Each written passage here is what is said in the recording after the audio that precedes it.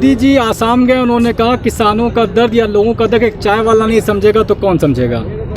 तो वो तो बता रहे हैं कि आपका दर्द वो समझ रहे हैं, तब किस बात के लिए धरना हो रहा है? ये वही मोदी जी हैं जिन्होंने इस देश के जो 300 हमारे किसान शहीद हो चुके हैं उनके ऊपर एक ये सहानुभूति प्रकट नहीं करते, ऊपर से इन्हें आंदोलन जीवी बता देते हैं।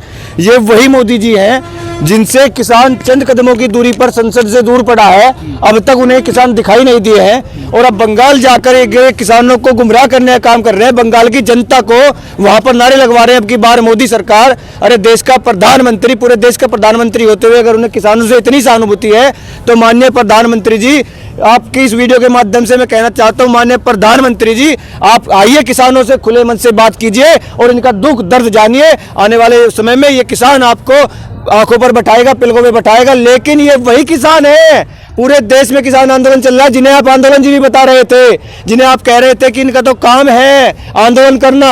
अरे इनका काम आंदोलन करना नहीं है, इनका काम खेती करना है। और अगर आज ये किसान खेती अपनी छोड़कर सड़कों पर बैठने पर मजबूर है तो माननीय मोदी जी आपकी गलत नीतियों के कारण, ये वही नरेंद्र मोदी जी हैं जो अपनी मन की बात में कह देते हैं कि हमने स्वामीनाथन की रिपोर्ट लागू कर दी, बाद में पता चलता है कि आज तक स्वामीनाथन का जिक्र नहीं कर पाए। तो माननीय प्रधानमंत्री जी पूरे देश की जनता को भ्रमित करना छोड़े और देश के किसान कमेरे मजदूर की आवाज को सुने जो चीख चीख कर कह रही है कि साहब हमें तीनों कृषि कानून नहीं चाहिए, हमें एमएसपी पर कानून बना दीजिए।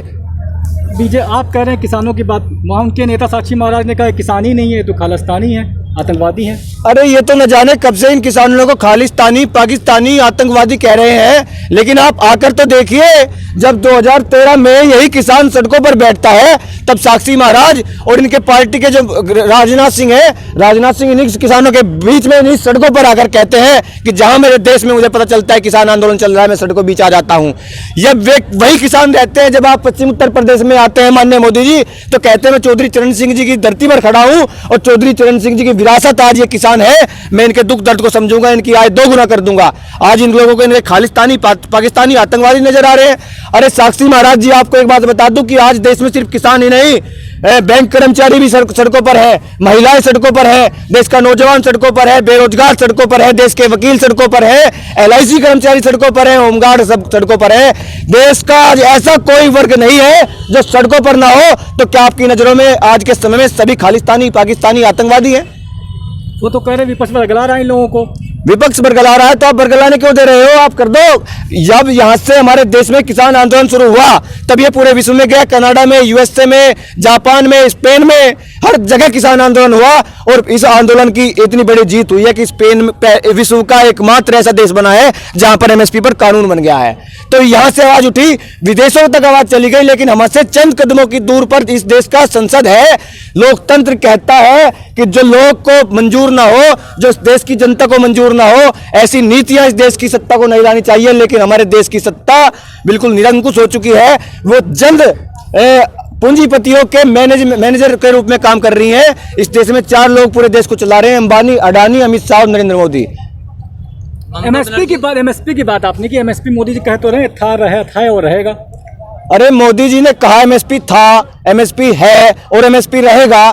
तो आप एक काम करिए, आप इस पर एक कानून ही ले जाइए। मैं इसको एक उदाहरण के तौर पर आपको बता दूं कि APMC एक्ट 2006 में बिहार में खत्म कर दिया गया था। उसके बाद आज बिहार के किसानों की ऐसी हालत है कि बिहार का 20 बीघे का किसान हमारे यहाँ के पश्चिम उत्तर प्रदेश, हरियाणा, पंजाब के किसानों के 2 बीघे, 5 बीघे के किसानों के पास जाकर मेहनत मजदूरी करने काम चला रहा है 2-2, 4-4 हजार रुपए में, क्योंकि वहां पर APMC एक्ट के खत्म होने के बाद मंडियां खत्म हो गई।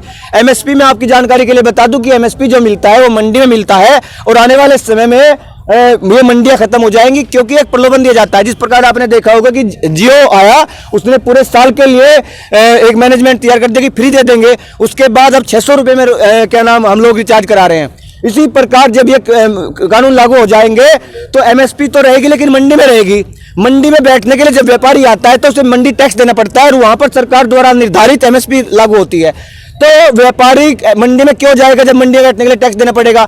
जब व्यापारी मंडी में नहीं जाएगा, जब किसान मंडी में नहीं जाएगा तो मंडियां खत्म हो जाएंगी और MSP भी खत्म हो जाएगी। और जो इन कानूनों की कह रहे हैं कि डायरेक्ट बाहर खरीदेंगे, तो बाहर आपकी जानकारी के लिए बता दूं कि बाहर जब तीनों काले कानूनों के अनुरूप बाहर MSP नहीं है, MSP है मंडी में। जब मंडियां ही खत्म हो जाएगी एक उदाहरण मैं आप लोगों को बताता हूं कि एक बार एक व्यापारी ने गांव में आकर एक चिड़ियाघर खोल लिया।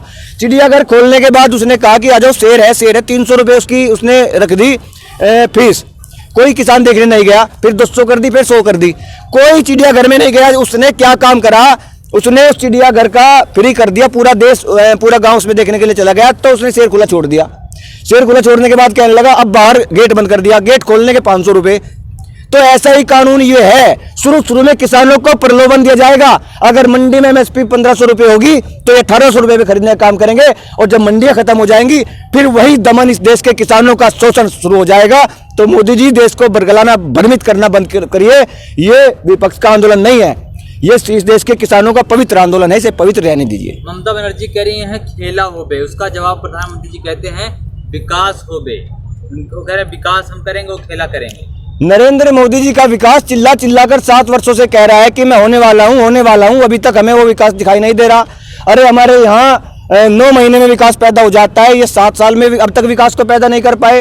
वो कौन सा विकास है इस देश का? आप लोग इस देश को प्राइवेटाइजेशन की ओर ले जा रहे हो। देश के नौजवान जो बड़ी बड़ी डिग्रियां लेने के बाद सड़कों पर हैं और आपको कहते हैं कि साहब हमारे पास ये डिग्री है। आपके उदाहरण के तौर पर यही एसएससी के नौजवान साथी बैठे हैं जो लोग कह रहे हैं कि आपने 60,000 की भर्ती निकाली थी, 54,000 आपने भर्ती कर दे, 6,000 हम हैं। तो ऐसा विकास आप बंगाल को देना चाहते हो कि जो लोग 40,000 रुपए की नौकरी कर रहे थे वो 10,000 रुपए में नौकरी करें? जिस रेल का किराया गरीब गांव, गरीब किसान, मजदूर वर्ग जिस रेल में बैठकर 50 रुपए में सैकड़ों मील की दूरी तय कर लेता था, क्या आप उसे चाहते हो 500 रुपए में करे? ऐसा विकास नरेंद्र मोदी जी इस देश को नहीं चाहिए। इस देश को विकास ऐसा नहीं चाहिए कि अगर बेरोजगार आपसे रोजगार मांगेगा तो बंगाल में आप लोग कह दोगे कि जाओ पकौड़े तलो, जाओ मच्छी बेचो।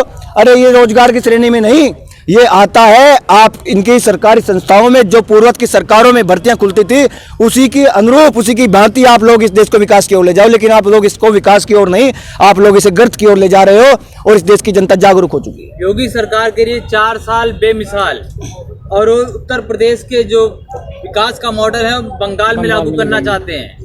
जैसे यूपी खुशहाल है वैसे बंगाल खुशहाल कर देंगे। जो भी भाई साहब इस वीडियो को देख रहा हो, कोई बंगाल से हो तो हाथ जोड़ के विनती करता हूं कि मैं उत्तर प्रदेश से हूं। अगर उत्तर प्रदेश मॉडल आपके बंगाल में लागू होने जा रहा है तो आप लोग गुलाम होने वाले हो। उत्तर प्रदेश की 21 करोड़ की आबादी फिलहाल गुलाम है। अगर वहां पर छोटे छोटे बच्चे कहीं मंदिर में पानी पीने चले जाते हैं तो उनके साथ मॉब लिंचिंग हो जाती है, नाम पूछकर उसके साथ बुद्धि पिटाई कर दी जाती है। अगर देश के किसान, देश का नौजवान सड़कों पर आता है तो फर्जी मुकदमे लगाकर जेल भेज दिए जाते हो। इस उत्तर प्रदेश के हालात फिलहाल ऐसे हैं। शिक्षा यहाँ पर नहीं है, चिकित्सा यहाँ पर नहीं है, यहाँ पर नौकरी नहीं है, यहाँ पर विकास नहीं है। यहाँ पर है तो सिर्फ मंदिर, मस्जिद, हिंदू, मुसलमान। अगर आप लोगों को भी धर्म से ऊपर उठकर इस देश का, अपने बंगाल का विकास चाहिए तो उत्तर प्रदेश का मॉडल अपने यहाँ लागू मत होने दीजिएगा। क्योंकि यहाँ ऐसा होने वाले समय में ऐसा हो सकता है कि कोई व्यक्ति आए और उत्तर प्रदेश के मॉडल के आधार पर अगर कोई 12 साल का बच्चा किसी मंदिर में पानी पीने के लिए चला गया तो उस बच्चे के साथ इतनी बर्बरता के साथ पिटाई की जाएगी, बहुत ज्यादा। अगर आपके यहाँ 6 स्कूल होंगे तो हमारे उत्तर प्रदेश में आकर सरकारी स्कूलों की हालत देख लीजिए कि सरकारी स्कूलों में हमारे यहाँ छोटे छोटे बच्चे खिचड़ी खाने के लिए जाते हैं, रोटी खाने के लिए जाते हैं। तो बंगाल वासियों, उत्तर प्रदेश मॉडल बिल्कुल स्वीकार मत करना। पूरे देश ने गुजरात मॉडल देखा था तो 2014 में नरेंद्र मोदी जैसे तानाशाह को इस देश की गद्दी पर बैठाने का काम किया था। अगर अब उत्तर प्रदेश जैसा मॉडल अगर आप लोग बंगाल में लागू कर दोगे तो अघोषित आपातकाल आपके यहाँ भी लागू होने में समय नहीं लगेगा। तो मेरे देशवासियों, पहचान में आ जाओ। हिंदू, मुसलमान और मंदिर और मस्जिद से ऊपर उठकर इस देश के विकास के बारे में, इस देश की उन्नति के बारे में, देश के रोजगार के बारे में, शिक्षा के बारे में, चिकित्सा के बारे में, किसान के बारे में, इस देश की उन्नति के बारे में सोचिए। और इस धर्म के मामले में कुछ नहीं रखा, धर्म से ऊपर उठकर देश के बारे में सोचिए, राष्ट्रवाद के बारे में सोचिए। वहाँ जाने के बाद योगी जी कह रहे हैं कि जैसे उत्तर प्रदेश में राम राज है वैसे बंगाल में राज है। सोनार बंगला बनाने की बात कर रहे हैं, ये तो क्यों नाराज है आप जब सोनार बंगला बन रहा है तब? राम राज तो उत्तर प्रदेश में लाने की भी बात कर रहे थे। आप बताओ हमें राम राज उत्तर प्रदेश में कहाँ है?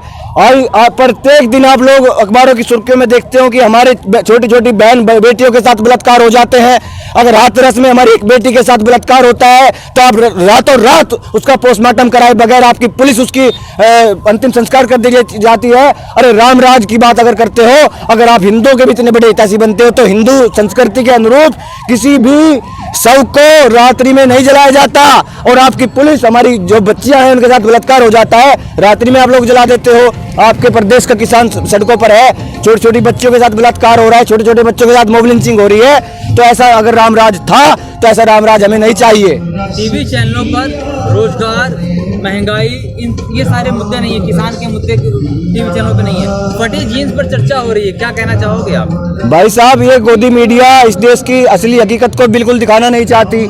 ये कभी भी अपने पैनलों पर बैठकर इस देश में ये नहीं करते कि हमें अच्छी सड़कें चाहिए, हमें अच्छी शिक्षा चाहिए, अच्छी शिक्षा व्यवस्था चाहिए, चिकित्सा अच्छी चाहिए। ये बात करते हैं, दो चार धार्मिक लोग इधर से बैठा लेंगे, दो चार धार्मिक लोग इधर से बैठा लेंगे और वार्ता इसी पर करेंगे कि धर्म के आधार पर क्या हो रहा है, कहाँ मंदिर बननी है, कहाँ मस्जिद बननी है, कौन से उलेमा ने क्या कहा, कौन से बजरंग दल वालों ने, आरएसएस वालों ने क्या कहा। और आपने अभी बात की फटी जीन्स की, तो फटी जीन्स पर भी इन जो नवनियुक्त मुख्यमंत्री गद्दी पर बैठाए हैं, अरे उन्हें इतना नहीं पता इस देश में फिलहाल लोकतंत्र है और इस देश के प्रत्येक नागरिक को अभिव्यक्ति की आजादी के अनुसार उसे कुछ क्या पहनना है, क्या खाना है, कहाँ घूमना है, उसे आजादी है। और आप इनकी आजादी छीन लेना चाहते हो। अगर आप लोगों को फटी जीन्स से इतनी दिक्कत है तो जो आपने झांसी की रानी बना रखी कंगना रनौत को, पहले उसे समझाओ कि फटी जीन्स नहीं, वो तो कपड़े ही नहीं पहनती है। तो आप उन लोगों को पहले प्रतिबंध लगाओ, लेकिन आप लोग प्रतिबंध नहीं लगा सकते। आप इस देश के नौजवान को, इस देश के हमारी बहन बेटियों पर आप किस नजर से देखते हो, ये आपकी मंशा साफ नजर आती है कि आपको अगर हमारी कोई बहन बेटी जीन्स पहन लेती है और कोई फैशन है उसमें फटी हुई है, तो आप उसमें अपनी बेटी देखते हो या उसका फटा हुआ शरीर आप लोग देखने का काम करते हो। ये बहुत विचारणीय बात है। हमारे देश की बहन बेटी भी इस पर विचार करे कि आप लोगों के ये किस गंदी नजर से लोग देखने का काम करते हैं।